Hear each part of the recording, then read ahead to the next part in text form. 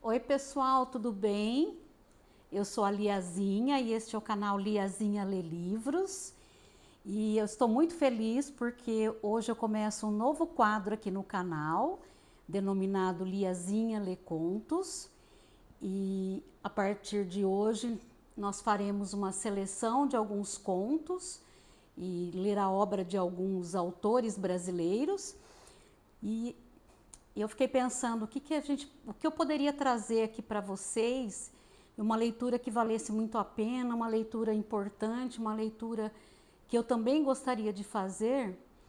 E é bastante difícil porque nós temos uma coleção de autores brasileiros que tem uma importância muito grande para a nossa literatura e que muitas vezes a gente acaba não buscando isso, a gente fica às vezes, muitas vezes em indicações que estão aí como best-seller e atuais, algumas coisas assim, e esquecemos dos principais autores da nossa cultura, do nosso país. E eu elegi para inaugurar este quadro no canal, trazer contos de alguns escritores brasileiros. E o primeiro é Machado de Assis. E alguém pode até falar, mas é uma leitura extremamente difícil de compreensão.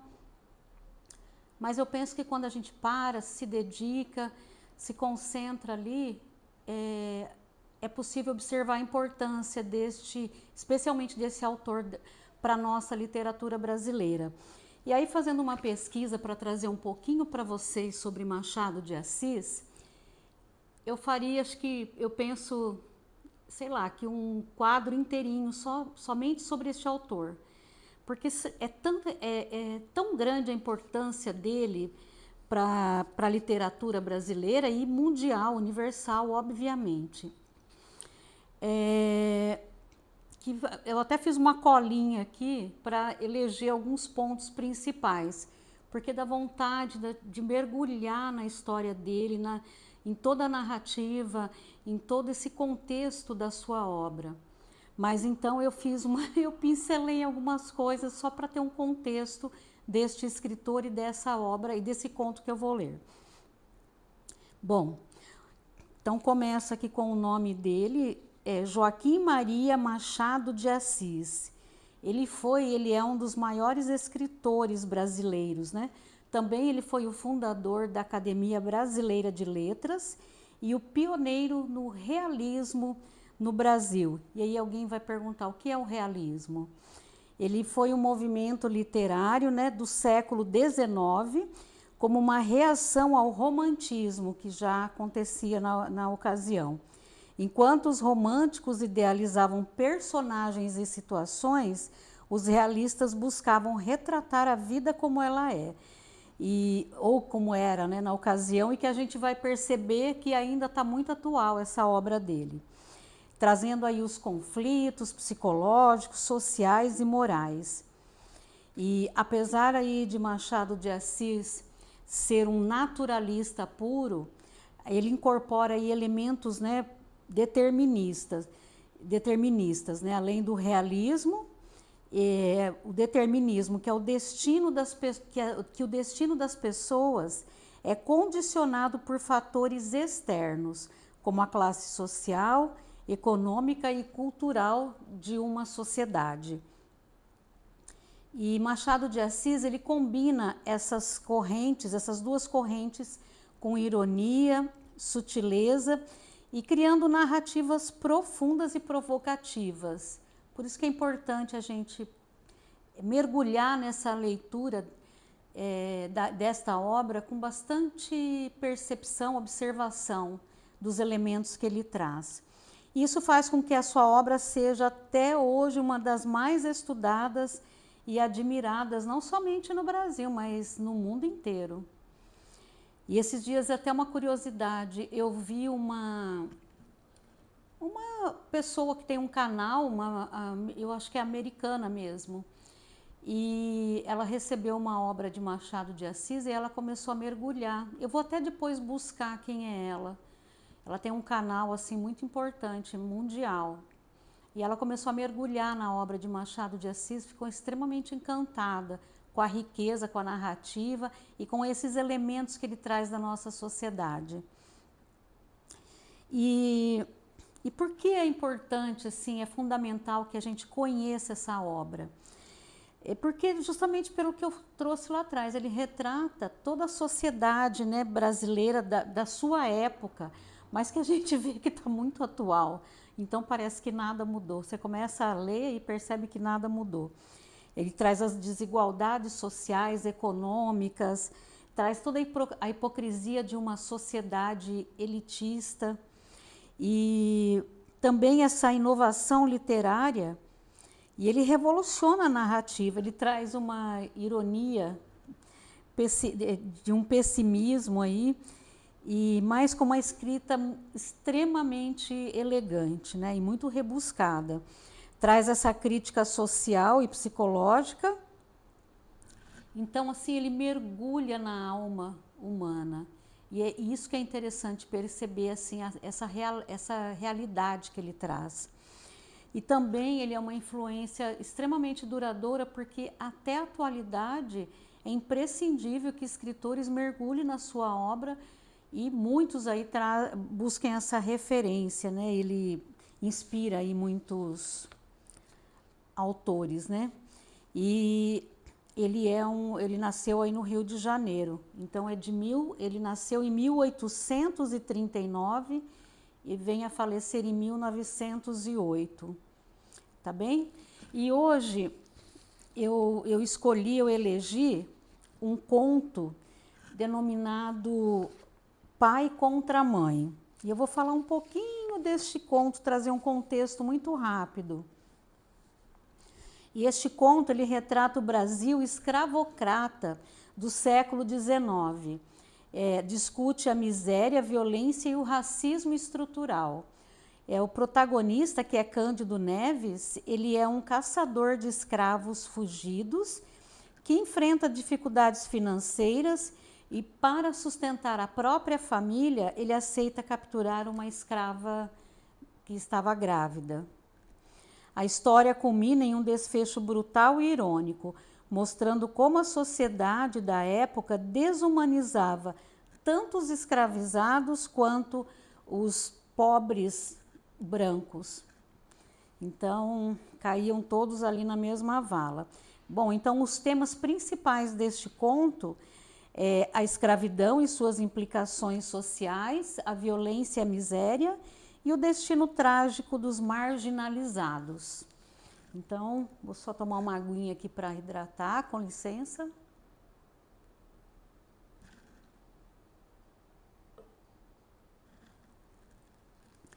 Então, vamos lá.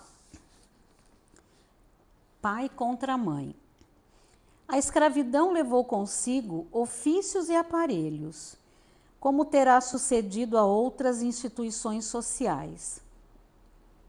Não cito alguns aparelhos, senão por se ligarem a certo ofício. Um deles era o ferro ao pescoço, outro o ferro ao pé. Havia também a máscara de folha de Flandres. A máscara fazia perder o vício da embriaguez aos escravos, por lhes tapar a boca. Tinha só 3 buracos, 2 para ver, 1 para respirar, e era fechada atrás da cabeça por um cadeado. Com o vício de beber, perdiam a tentação de furtar, porque geralmente era dos vinténs do Senhor que eles tiravam com que matar a sede. E aí ficavam 2 pecados extintos, e a sobriedade e a honestidade certas. Era grotesca tal máscara, mas a ordem social e humana nem sempre se alcança sem o grotesco e alguma vez o cruel. Os funileiros as tinham penduradas à venda na porta das lojas, mas não cuidemos de máscaras. O ferro ao pescoço era aplicado aos escravos fujões. Imaginai uma coleira grossa com a haste grossa também. À direita ou à esquerda, até o alto da cabeça, e fechada atrás com chave. Pesava. Naturalmente, mas era menos castigo que sinal. Escravo que fugia assim, onde quer que andasse, mostrava que reincidente e com pouco era pegado. Há meio século, os escravos fugiam com frequência. Eram muitos e nem todos gostavam da escravidão. Sucedia ocasionalmente apanharem pancada, e nem todos gostavam de apanhar pancada. Grande parte era apenas repreendida. Havia alguém de casa que servia de padrinho, e o mesmo dono não era mau. Além disso, o sentimento da propriedade moderava a ação, porque dinheiro também dói. A fuga repetia-se, entretanto. Casos houve, ainda que raros, em que escravo de contrabando, apenas comprado no valongo, deitava a correr, sem conhecer as ruas da cidade. Dos que seguiam para casa, não raro, apenas ladinos, pediam ao senhor que lhes marcassem aluguel, e iam ganhá-lo fora, quitandando. Quem perdia um escravo por fuga, dava algum dinheiro a quem lhe levasse. Punha anúncios nas folhas públicas, com os sinais do fugido. O nome, a roupa, o defeito físico se o tinha, o bairro por onde andava e a quantia de gratificação.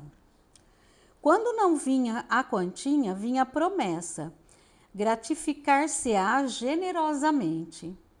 E até hoje vemos essa frase, né? Ou receberá uma boa gratificação. Muita vez o anúncio trazia em cima ou ao lado uma vinheta. Figura de preto descalço correndo, vara ao ombro e na ponta uma trouxa. Protestava-se com todo o rigor da lei contra quem o acoltasse. Ora, pegar escravos fugídios era um ofício do tempo. Não seria nobre, mas por ser instrumento de força, com quem se mantém a lei e a propriedade, trazia esta outra nobreza implícita das ações reivindicadoras. Ninguém se metia em tal ofício por desfácio ou estudo.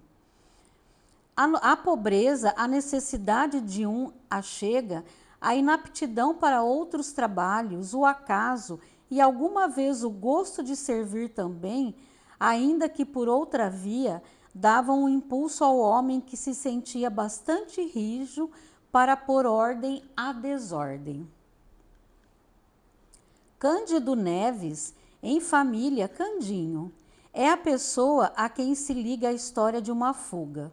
Cedeu à pobreza quando adquiriu o ofício de pegar escravos fugidos.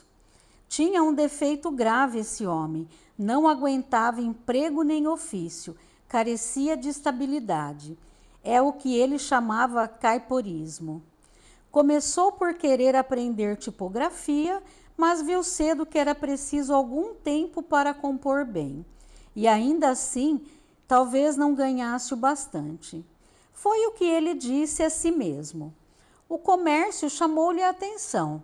Era carreira boa. Com algum esforço, entrou de caixeiro para um armarinho. A obrigação, porém, de atender e servir a todos, feira-o na corda do orgulho. E ao cabo de 5 ou 6 semanas, estava na rua por sua vontade. Fiel de cartório, contínuo de uma repartição anexa ao Ministério do Império, carteiro e outros empregos foram deixados pouco depois de obtidos. Quando veio a paixão da moça Clara, não tinha ele mais que dívidas, ainda que poucas, porque morava com um primo, entalhador de ofício. Depois de várias tentativas para obter emprego, resolveu adotar o ofício do primo, de que, aliás, já tomara algumas lições. Não lhe custou apanhar outras, mas, querendo aprender depressa, aprendeu mal. Não fazia obras finas nem complicadas, apenas garras para sofás e relevos comuns para cadeiras. Queria ter em que trabalhar quando casasse, e o casamento não se demorou muito. Contava 30 anos, Clara tinha 22. Ela era órfã, morava com uma tia, Mônica, e cozia com ela. Não cozia tanto que não namorasse o seu pouco. Não cozia tanto que não namorasse o seu pouco. Mas os namorados apenas queriam matar o tempo. Não tinham outro empenho. Passava as tardes, olhavam muito para ela para eles, até que à noite a fazia recolher para a costura. O que ela notava é que nenhum deles lhe deixava saudades, nem lhe acendia desejos. Talvez nem soubesse o nome de muitos. Queria casar naturalmente. Era como lhe dizia a tia, um pescar de caniço, a ver se o peixe pegava. Mas o peixe passava de longe. Algum que parasse era só para andar à toa da isca, mirá-la, cheirá-la, deixá-la e ir a outras. Desculpa.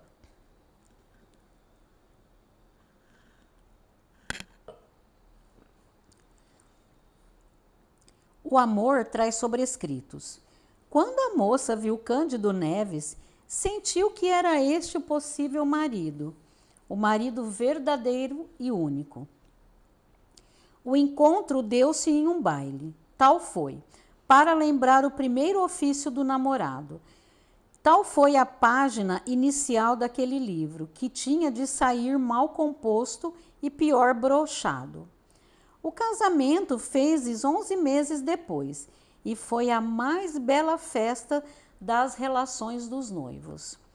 Amigas de Clara, menos por amizade que por inveja, tentaram arredá-la do passo que ia dar. Não negavam a gentileza do noivo, nem o amor que lhe tinha, nem ainda algumas virtudes diziam que era dado em demasia e patuscadas. Pois ainda bem, replicava a noiva, ao menos não caso com defunto. Não, defunto não, mas é que... Não diziam o que era. Tia Mônica, depois do casamento, na casa pobre onde eles foram se abrigar, falou-lhes uma vez nos filhos possíveis. Eles queriam um só, embora viesse agravar a necessidade. Desculpa. Vocês, se tivessem um filho, morrem de fome, disse a tia à sobrinha. Nossa Senhora nos dará de comer, acudiu Clara. Tia Mônica devia ter-lhes feito advertência ou ameaça quando ele lhe foi pedir a mão da moça, mas também ela era amiga de patuscadas e o casamento seria uma festa como foi. A alegria era comum aos três. O casal ria a propósito de tudo. Os mesmos nomes eram objetos de trocados. Clara, Neves, Cândido não davam que comer, mas davam que rir. E o riso digeria-se num esforço. Ela cozia agora mais. Ele saía em empreitadas de uma coisa e outra e não tinha emprego certo. Nem por isso abriam mão do filho. O filho é que, não sabendo daquele desejo específico, deixava-se estar escondido na eternidade. Um dia, porém, deu sinal de si a criança. Varão ou fêmea, era o fruto abençoado que viria trazer ao casal a suspirada aventura. Tia Mônica ficou desorientada. Cândido e Clara riram dos seus sustos. Deus nos há de ajudar, titia, insistiu a futura mamãe. A notícia correu de vizinha em vizinha. Não houve mais que espreitar a aurora do dia grande. A esposa trabalhava agora com mais vontade, e assim era preciso, uma vez que, além das costuras pagas, tinha de ir fazendo com retalhos o enxoval da criança. A força de pensar nela vivia já com ela. Media-lhe fraldas, cosia-lhes camisas. A porção era escassa, os intervalos longos. Tia Mônica ajudava, é certo, ainda que de má vontade. Vocês verão a triste vida, suspirava ela. Mas as outras crianças não nascem também? Perguntou Clara. Nascem e acham sempre alguma coisa certa que comer, ainda que pouco. Certa como? Certa, um emprego, um ofício, uma ocupação. Mas em que é que o pai dessa infeliz criatura que aí vem gasta o tempo? Cândido Neves, logo que soube daquela advertência, foi ter com a tia. Não áspero, mas muito menos manso do que de costume. E lhe perguntou se já algum dia deixara de comer. A senhora ainda não jejuou senão pela Semana Santa, e isso mesmo quando não quer jantar comigo? Nunca deixamos de ter o nosso bacalhau. Bem sei, mas somos 3. Seremos 4. Não é a mesma coisa.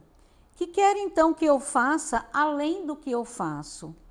Alguma coisa mais certa. Veja o marceneiro da esquina, o homem do armarinho, o tipógrafo que casou sábado. Todos já têm um emprego certo. Não fique zangado. Não digo que você seja vadio, mas a ocupação que escolheu é vaga. Você passa semanas sem vintém. Sim, mas lá vem uma noite que compensa tudo até de sobra. Deus não me abandona, é preto fugido, sabe que comigo não brinca, quase nenhum resiste, muitos entregam-se logo. Tinha glória nisto, falava da esperança como de capital seguro. Daí a pouco ria e fazia rir a tia, que era naturalmente alegre e previa uma patuscada no batizado. Cândido Neves perdera já o ofício de entalhador, não abrira mão de outros muitos, melhores ou piores. Pegar escravos fugidos trouxe-lhe um encanto novo. Não obrigava a estar longas horas sentado, só exigia força, olho vivo, paciência, coragem e um pedaço de corda. Cândido Neves lia os anúncios, copiava-os, metia-os no bolso e saía às pesquisas. Tinha boa memória. Fixados os sinais e os costumes de um negro fugido, gastava pouco tempo para achá-lo, segurá-lo, amarrá-lo e levá-lo. A força era muita, a agilidade também. Mais de uma vez, a uma esquina, conversando de coisas remotas, via passar um escravo como os outros e descobria logo que ia fugido.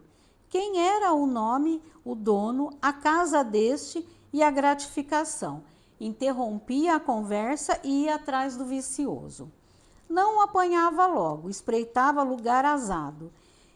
E de um salto tinha a gratificação nas mãos. Nem sempre saía sem sangue, as unhas e os dentes do outro trabalhavam, mas geralmente ele os vencia, sem o menor arranhão.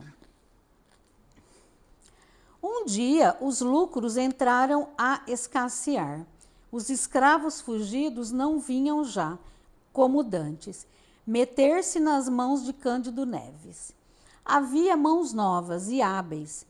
Como o negócio crescesse, mais de um desempregado pegou em si e numa corda, foi aos jornais, copiou os anúncios e deitou-se à caçada. No próprio bairro havia mais de um competidor. Quer dizer que as dívidas de Cândido Neves começou a subir. Sem aqueles pagamentos prontos ou quase prontos dos primeiros tempos, a vida fez-se difícil e dura. Comia-se fiado e mal. Comia-se tarde. O senhorio mandava pelos aluguéis. Com licença.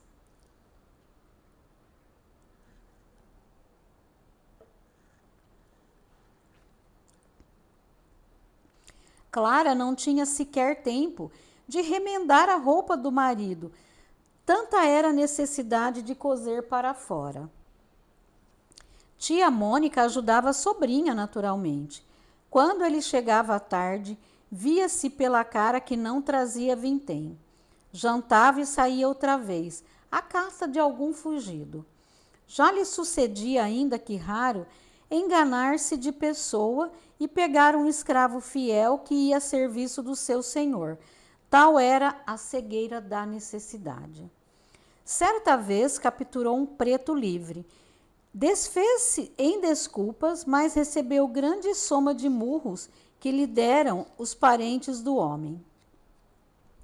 É o que lhe faltava, exclamou a tia Mônica, ao vê-lo entrar e depois de ouvir narrar o equívoco e suas consequências.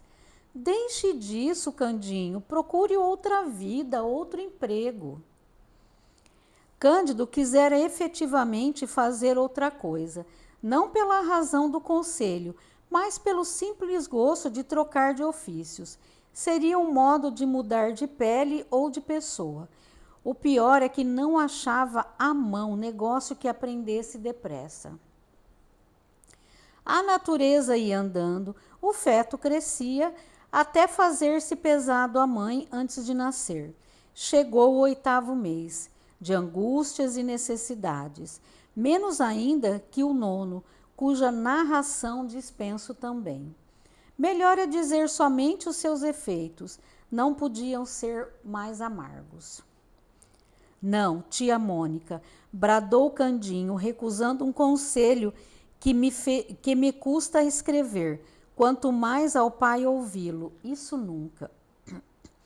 Foi a última semana do derradeiro mês que a tia Mônica deu ao casal o conselho de levar a criança que nascesse à roda dos enjeitados. Em verdade, não podia haver palavra mais dura de tolerar a 2 jovens pais que espreitavam a criança para beijá-la, guardá-la, vê-la, rir, crescer, engordar, pular. Enjeitar quê? Enjeitar como? Candinho arregalou os olhos para a tia e começou dando um murro na mesa de jantar, a mesa que era velha e desconjuntada. Esteve quase a se desfazer inteiramente. Clara interveio. Titia, não fala por mal, Candinho. Por mal? Replicou tia Mônica. Por mal ou por bem, seja o que for. Diga o que é melhor que vocês podem fazer. Vocês devem tudo. A carne e o feijão vão faltando. Se não aparecer algum dinheiro, como é que a família há de aumentar? E depois, há tempo, mais tarde, quando o Senhor tiver a vida mais segura, os filhos que vierem serão recebidos com o mesmo cuidado que este ou maior. Este será bem criado, sem lhe faltar nada. Pois então a roda é de alguma praia ou monturo. Monturo é um monte de lixo. Lá não se mata ninguém, ninguém morre à toa, enquanto que aqui é certo morrer, se viver a míngua, enfim. Tia Mônica terminou a frase com um gesto de ombros, deu as costas e foi meter-se na alcova. A alcova é um pequenino quarto. Tinha já insinuado aquela solução, mas era a primeira vez que o fazia com tal franqueza e calor. Crueldade, se preferes. Clara estendeu a mão ao marido, como amparar-lhe o ânimo. Cândido Neves fez a careta e chamou maluca a tia, em voz baixa. A ternura dos dois foi interrompida por alguém que batia à porta da rua. Quem é? Perguntou o marido. Sou eu. Era o dono da casa, credor de 3 meses de aluguel, que vinha em pessoa ameaçar o inquilino. Este quis que ele entrasse. Não é preciso. Faça o favor. O credor entrou e recusou-se sentar. Deitou os olhos à mobília para ver se daria algo à penhora. Achou que pouco. Vinha receber os aluguéis vencidos. Não podia esperar mais. De dentro de 5 dias, não fosse pago, poluía na rua. Não havia trabalhado para regalo dos outros. Ao vê-lo, ninguém diria que era proprietário, mas a palavra supria o que faltava ao gesto. E o pobre Cândido Neves preferiu calar a retorquir ou retrucar. Fez uma inclinação de promessa e súplica ao mesmo tempo. O dono da casa não cedeu mais. 5 dias ou rua, repetiu, metendo a mão no ferrolho da porta e saindo. Candinho saiu por outro lado. Nesses lances não chegava nunca ao desespero. Contava com algum empréstimo, não sabia como nem onde, mas contava. Demais recorreu aos anúncios. Achou vários, alguns já velhos, mas em vão os buscava desde muito. Gastou algumas horas sem proveito e tornou para casa. Ao fim de 4 dias não achou recursos. Lançou mão de empenhos, foi a pessoas amigas do proprietário, não alcançando mais que a ordem de mudança. A situação era aguda. Não achavam casa, nem contavam com pessoa que lhes emprestasse alguma. Era ir para a rua. Não contavam com a tia. Tia Mônica teve arte de alcançar aposento para os 3 em casa de uma senhora velha e rica, que lhe prometeu emprestar os quartos baixos da casa, ao fundo da cocheira, para os lados de um pátio. Teve ainda a arte maior de não dizer nada aos dois, para que Cândido Neves, no desespero da crise, começasse a enjeitar o filho e acabasse alcançando algum meio seguro seguro e regular de obter dinheiro, emendar a vida, em suma. Ouvi as queixas de Clara, sem as repetir, é certo, mas sem as consolar. No dia em que fossem obrigados a deixar a casa, fá-los-ia espantar com a notícia do obséquio e iriam dormir melhor do que cuidassem. Assim sucedeu. Postos fora de casa, passaram o aposento de favor e 2 dias depois a criança nasceu. A alegria do pai foi enorme e a tristeza também. Tia Mônica insistiu em dar a criança à roda. Se não a quer levar, deixe comigo. Eu vou à Rua dos Barbonos. Cândido Neves pediu que não, que esperasse que ele mesmo a levaria. Notai que era um menino e que ambos os pais desejavam justamente este sexo. Mal lhe deram algum leite, mas como chovesse à noite, assentou o pai à roda na noite seguinte. Assentou o pai levá-lo à roda na noite seguinte. Naquela reviu todas as suas notas de escravos fugidos. As gratificações, maior parte, eram promessas. Algumas traziam a soma escrita e escassa. Uma, porém, subiu a 100.000 réis. Tratava-se de uma mulata. Vinham indicações de gesto e de vestido. Cândido Neves andara a pesquisá-la sem melhor fortuna e abrir a mão do negócio. Imaginou que algum amante da escrava a houvesse recolhido. Agora, porém, a vista nova da quantia e a necessidade dela animaram Cândido Neves a fazer um grande esforço derradeiro. Saiu de manhã a ver a indagar pela rua e largo da Carioca, Rua do Parro e da Ajuda, onde ela parecia andar, segundo o anúncio. Não achou, apenas um farmacêutico da Rua da Ajuda, se lembrava de ter vendido uma onça de qualquer droga 3 dias antes à pessoa que tinha os sinais indicados. Cândido Neves parecia falar com o dono da escrava e agradeceu cortesmente a notícia. Não foi mais feliz com outros fugidos de gratificação incerta ou barata. Voltou para a triste casa que lhe haviam emprestado. Tia Mônica arranjara de si mesmo a dieta para a recente mãe e já tinha um menino para ser levado à roda. O pai, não obstante o acordo feito, mal pôde esconder a dor do espetáculo. Não quis comer o que tia Mônica lhe guardara.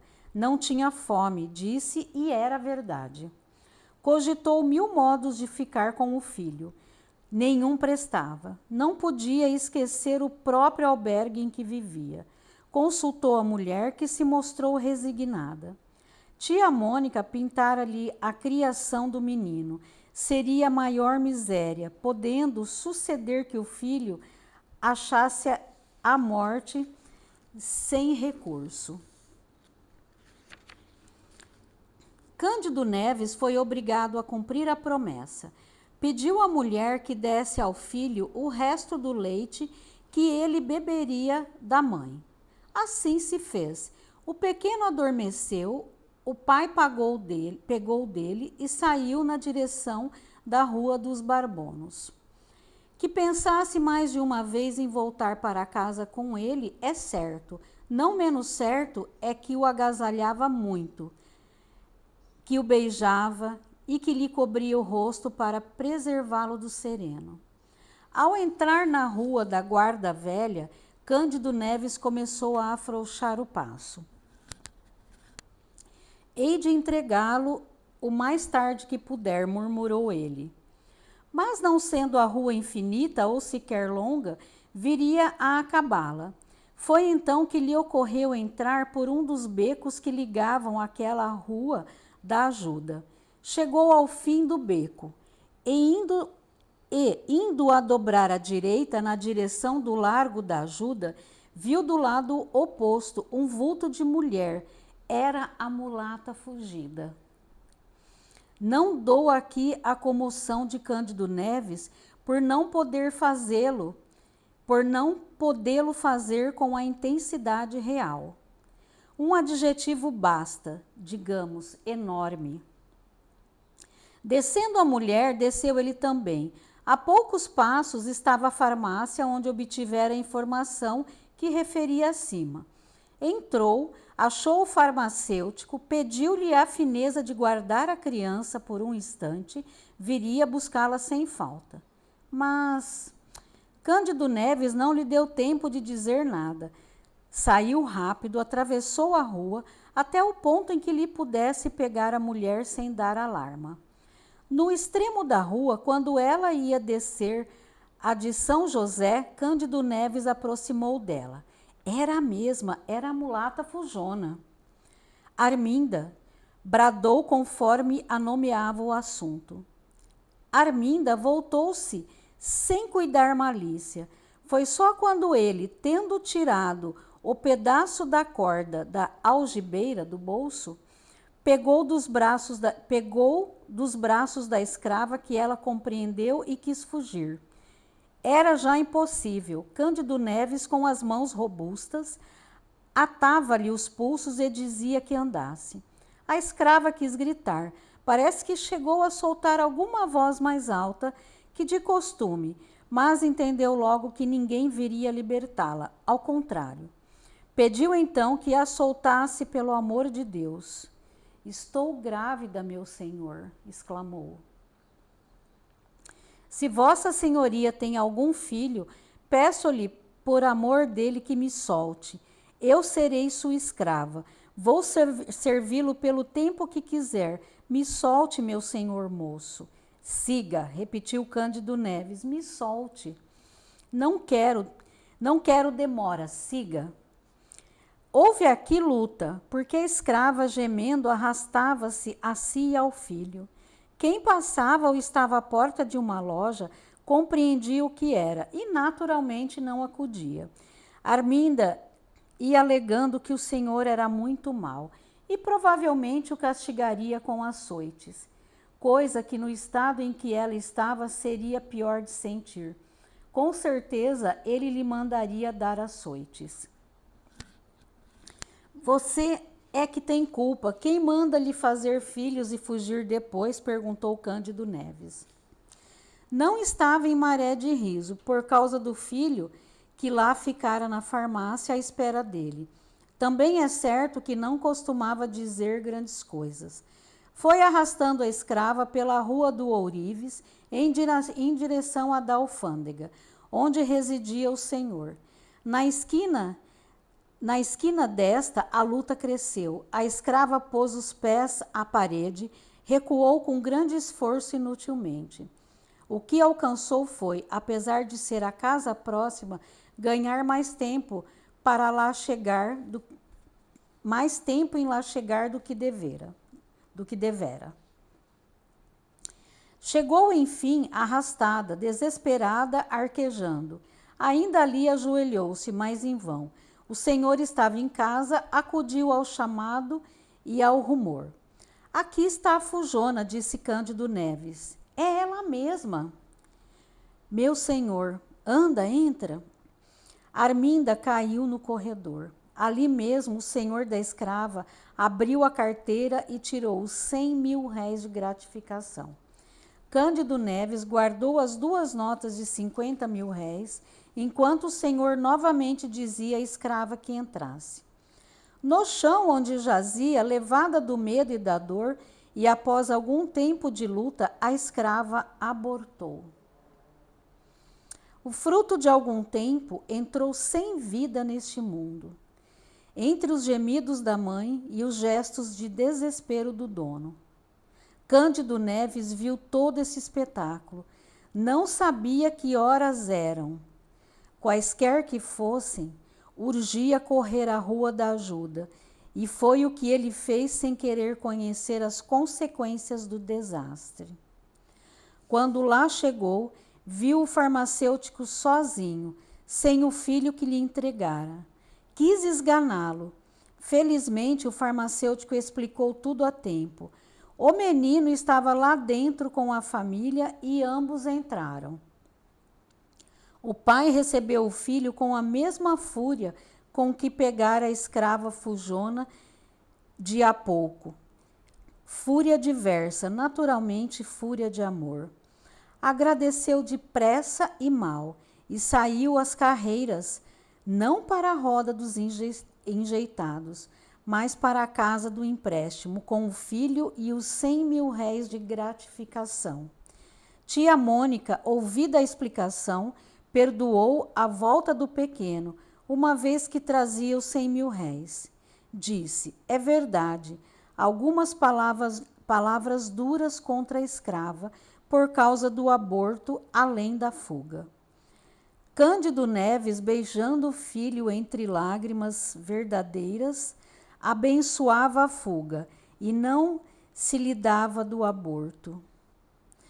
Cândido Neves, beijando o filho entre lágrimas verdadeiras, abençoava a fuga e não lhe se dava do aborto. Nem todas as crianças vingam, bateu-lhe o coração. E eu encerro aqui a leitura deste conto, Pai contra Mãe, de Machado de Assis. Eu espero que vocês tenham gostado e não se esqueçam de dar um like, né, de comentar o que vocês acharam deste conto. E se vocês acharem que é importante, compartilhe este conto com alguém que gostaria de receber esta leitura ou para alguém que não possa ter acesso a esse tipo de leitura, tá bem? Muito obrigada e até o próximo vídeo. Até já!